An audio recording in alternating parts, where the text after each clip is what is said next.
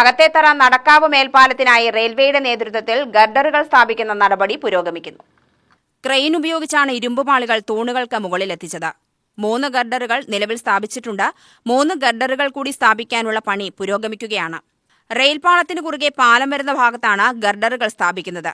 ഏകദേശം 2 മണിക്കൂർ സമയമെടുത്താണ് ഇരുമ്പുപാളികൾ സ്ഥാപിച്ചത്. ഈ സമയത്ത് പാളത്തിലൂടെയുള്ള ഗതാഗതം നിയന്ത്രിച്ചാണ് പ്രവൃത്തികൾ ചെയ്തതെന്ന് ADRMS ജയകൃഷ്ണൻ പറഞ്ഞു. ലൈനിലൂടെയുള്ള വൈദ്യുതിയും വിച്ഛേദിച്ചിരുന്നു. പാളം കടന്നുപോകുന്ന ഭാഗത്തെ പ്രവൃത്തികൾ നടത്തേണ്ടത് റെയിൽവേയാണ്.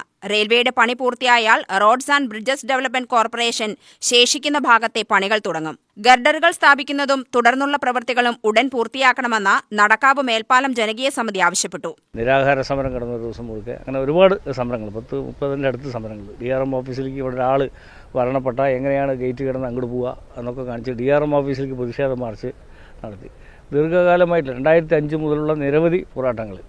പിന്നെ റെയിൽവേ ഭരണപരിഷ്കാര കമ്മീഷൻ ചെയർമാൻ ശ്രീ VS അച്യുതാനന്ദൻ്റെ അദ്ദേഹം ഫണ്ട് പൈസ 40 ലക്ഷം രൂപയ്ക്ക് 40 കോടി ഉൾപ്പെടെ അടുത്ത് ഫണ്ട് വെച്ച് അന്ന് പണി തുടങ്ങി. സ്ഥലം ഏറ്റെടുപ്പൊക്കെ വലിയൊരു കടമ്പയായിരുന്നു. ഒരുപാട് വിഷയങ്ങൾ അതുമായിട്ട് ബന്ധപ്പെട്ടിട്ടുണ്ട്. എല്ലാം തീർന്ന് RVDCയുടെ 2 സൈഡ് റോഡ് പണിയും 50% വെച്ചിട്ടുണ്ട് അവർ. ഇപ്പോൾ റെയിൽവേയുടെ SPL പറയുന്ന ചെന്നൈ കമ്പനിക്കാണ് റെയിൽവേ 80 മീറ്റർ റെയിൽവേയാണ്, ഈ 4 പില്ലർ റെയിൽവേയാണ് ചെയ്യുന്നത്. അതിൻ്റെ ഏറ്റവും പ്രധാന പണിയാണ് ഈ ഇതിൻ്റെ മുകളിലുള്ള 6 ഗർഡറുകൾ വെച്ചത്.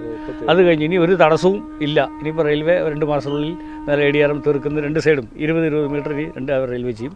ബാക്കി RBDC ഇതിൻ്റെ ഒപ്പം തന്നെ ചെയ്യാൻ വേണ്ടി നിർദ്ദേശം ഗവൺമെൻറ്റിൻ്റെ. ഇപ്പോൾ രാവിലെ കൂടെ MLA പ്രഭാകരേട്ടനെ ഞാനിവിടെ ഒരു അംഗനവാടി ഉദ്ഘാടനമായിട്ട് ബന്ധപ്പെട്ട് കണ്ടിരുന്നു.